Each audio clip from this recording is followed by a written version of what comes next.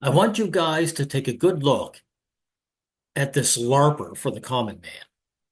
This grifter who is supposedly anti-imperialist, all the while enjoying the benefits from imperialism.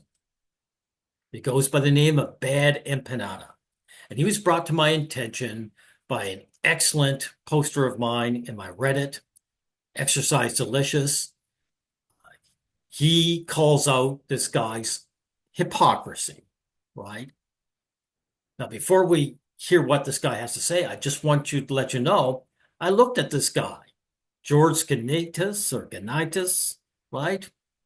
He's a far left Australian YouTuber residing in Buenos Aires. Really? Why? And I said, does Bad Empanada use Australian income to live in Buenos Aires?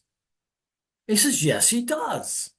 He relies on remote income and foreign earnings rather than local Argentine wages to live in Buenos Aires. Bad Empanada, you're a passport bro.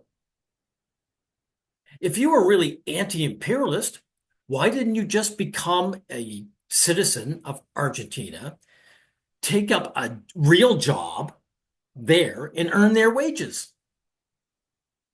No, you came from a first world country, an imperialist country, and then you're taking your greater wealth to live in a poorer country. This is so typical of you imperialist.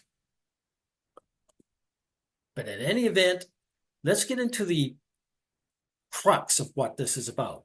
Because he blames soldiers for joining war, but he leaves out the conscripted men, right? So let's hear this. The imperial core. It only benefits capital. Okay, let's analyze this for a second. Western imperialism doesn't serve the people it subjugates and destroys. Obviously, yeah, that's right. It doesn't benefit the people carrying out the violence. What? Like the soldiers themselves who voluntarily sign up to carry out that violence? It doesn't. How about the conscripted guys? How about them? They're not voluntary. How to explain that? Benefit them to do so. Are you kidding? If that were the case, then why would they sign up? Obviously, they're getting some sort of material incentive out of it. He's actually correct. What you're leaving out is that a lot of these guys are too poor. The unemployment's too high. A lot of guys join out of desperation. It's basically a welfare system for men who put their lives on the line. Empanada, they're not like the single mothers who get welfare for free. These guys have to work for it and they have to put their lives on the line, right? Now, don't get me wrong, guys. There are guys who join, usually during peacetime, to try and gain the benefits. But even those guys are trying to do it to bribe a woman into their life. Bad Empanada, the main endorsers of war and beneficiaries of war are the women of the country. These women never get conscripted. They don't have to be joined. They don't ever join. I shouldn't say don't ever join, but very few of them join. They're not forced to join. They're not pushed to join. They do not have to put their lives on the line. Women are some of the biggest drivers of war. And I'm going to point out another post, right, by Exercise Delicious. The female vote was used to make men's vote against conscription and draft not matter. This is an excellent post by him. And you see, it's the women who voted against it. The men who had skin in the game, they didn't want to be drafted, to be sent to die off, but their women folks certainly did because they are the beneficiaries of war. But do continue. That's an insane claim to make. They're getting paid tens of thousands of dollars in salary for doing it. They get benefits, special veterans benefits. They get treated. If they live, they're playing Russian roulette. Notice that Empanada here, he doesn't do that. He ran away to Buenos Aires. You're living the high life, dude. And you're living off an imperialist country. You're supporting it. Your lifestyle is an endorsement of imperialism. You say, hey, I was born in this imperialist country and I get to take its wealth with me to a poorer country. And you don't get to live like the peasants there, right? You're not becoming one of them.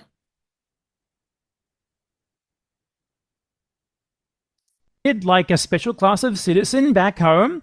Obviously, they benefit from it greatly. Perversely, that's why they sign up, because they want those benefits. What an insane claim to... Yeah, guys do want it. There are guys, I'll admit this, that do join willingly.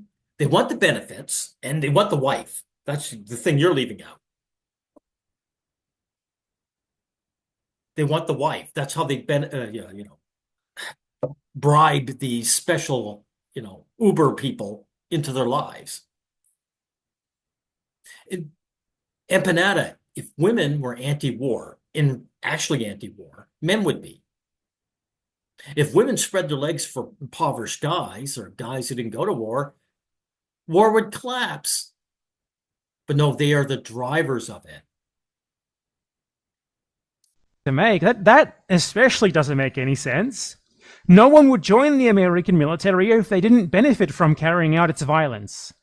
Well, no, people still would. Like the psychos would, which is a massive amount of the people who join are the psychos who just... Oh, they're massive. That's something to claim. Why would you claim that? Again, there's a lot of guys who are just desperate. They don't have a job.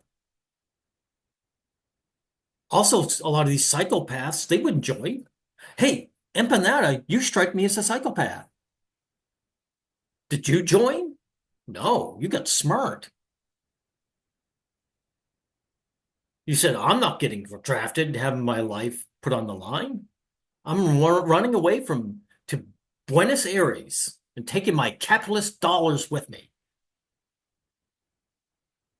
There's nothing to support what you just said. do it for fun, because around half of the people in the US military, by the way, are already firmly middle class before they join. So they're just joining for the love of the game. Okay, not because they want the benefits, but they do. Or they need to stay middle class. Because that's what I hear. I hear impoverished guys join all the time. That's not what I'm hearing. I should look up that stat. And also, these guys who join, these middle class guys, they're betting with their lives, but they figured it's very low. Until recently, the American military has been what? Picking on tiny little countries can't defend themselves. So these guys figure, yeah, I'll join, I'll shoot a few guys, and I'll get the benefits. Most likely I'll survive. Our technology is superior. Right? Also, you're leaving out elderly men. Like a man my age, I'm 60. A 60-year-old guys can be very pro-war. They're never conscripted. They're not even pushed to join. They say, hey, I'm too old. I'd love to fight in this war, but I'm just too old. You see, you leave out those warmongers, right? And you definitely leave out all the women of all ages. A 22-year-old woman, she can speak her mind and say, hey, I only get with a man who's brave and fights our enemies. Right? You notice he leaves these women out all the time. Get benefits anyway. An entirely voluntary professional military doesn't benefit the people who carry out its violence. It's like claiming that Nazi soldiers had no incentive to be Nazi soldiers. What an insane thing to say. Yeah, again, that's why I pointed out Exercise Delicious post. The female vote was used to make men's vote against conscription and draft not matter. Right? Because the women of these countries are the prime beneficiaries. Yes, they did. They knew it as well. They believed in what they were doing, and they believed that they were carrying out to obtain their own benefits for themselves as superior Aryans. It's no different to what American soldiers. But you're also leaving out the poverty. The Nazi Party rose because Germany was dirt poor. The First World War destroyed them. These guys joined out of desperation. Their ideology flourished, but it flourished because of the poverty. It was an offshoot of men not wanting to be poor, because you know something? Women don't marry poor men, dude. That's why you brought your Australian dollars to Buenos Aires. Because if you want to bang one of these chicks, you don't want to be working on, Argentinian wages and using their currency, right? Now let's get up to this point here. Say round 7. Colonial outposts. Let's look at like the IHDI, for example. The HDI ranking. Every single one of these countries on it, at the top, meets that criteria.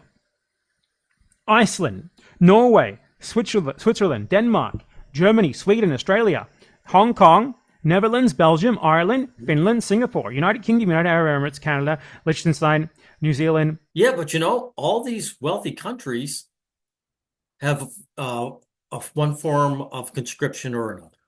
Because again, Exercise Delicious, he pointed out this. Let's look at Norway. Mandatory service is universal. Oh, wow. While inclusive of women, in 2015, the historical and physical burden remains a state-managed extraction of youth population. Switzerland, mandatory for all able-bodied male citizens. These countries, they're all supposed to be egalitarian, right? They're all for equal rights. But they aren't for equal rights. That's a lie. Those who do not serve are forced to pay additional tax. Women aren't, right? Women are excluded from all this. They're the prime beneficiaries of this. Denmark, all men over 18 are legally required to serve. Selection is based on a lottery system, meaning the state literally gambles with male autonomy. And anatomy, right? And he points out, of course, that all these ones that are poor also do selective draft, right? Turkey, one of the most rigid systems globally. All men aged 20 to 41 are subject to mandatory military service, right? So bad. Notice that all these countries, whether they're rich or they're poor, use their men. Use us as cannon fodder for their women. That's who it actually benefits, women. United States, South Korea, Slovenia, you get the idea. There's not a single country here that does not meet these criteria that I'm about to outlay here. 1, direct participants in Western imperialism, members of the Western imperialist bloc. Or 2, hubs of global... Yeah, but again, a lot of those direct guys who, participants are conscripted. They have no choice. Global trade that directly benefit perversely from Western imperialism. That's just Singapore and Hong Kong. The reason why living standards are so much higher in the West is because of Western imperialism.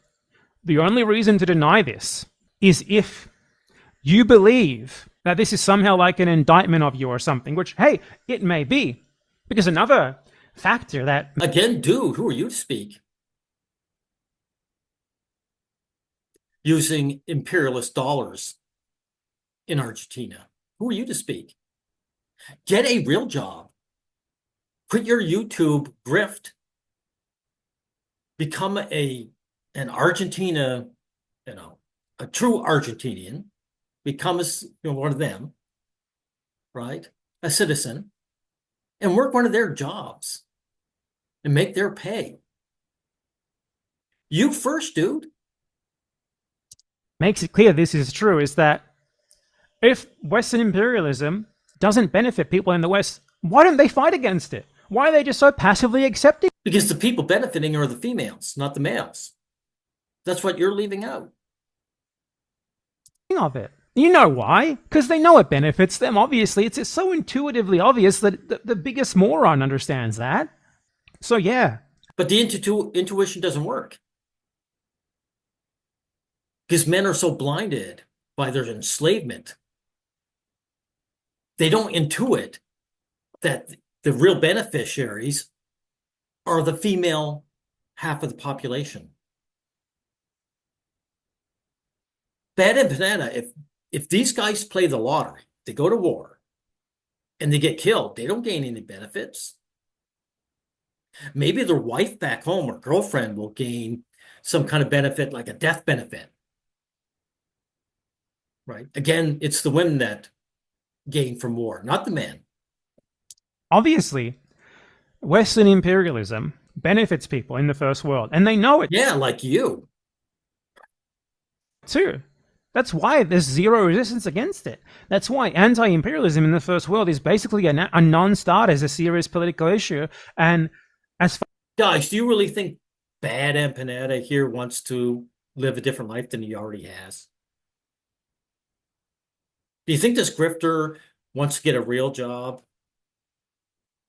and make Argentinian wages? I don't. No. I think we've heard enough of him.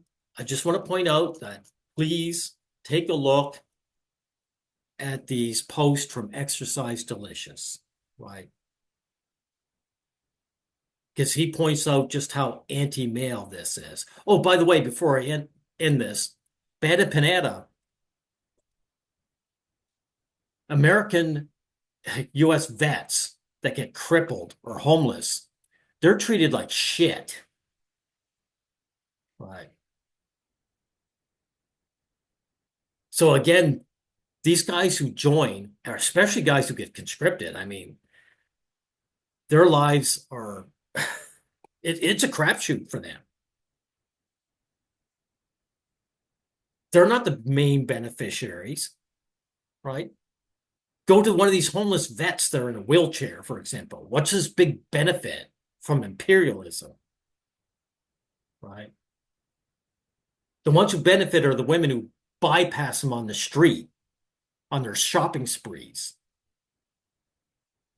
Those are the ones who benefit.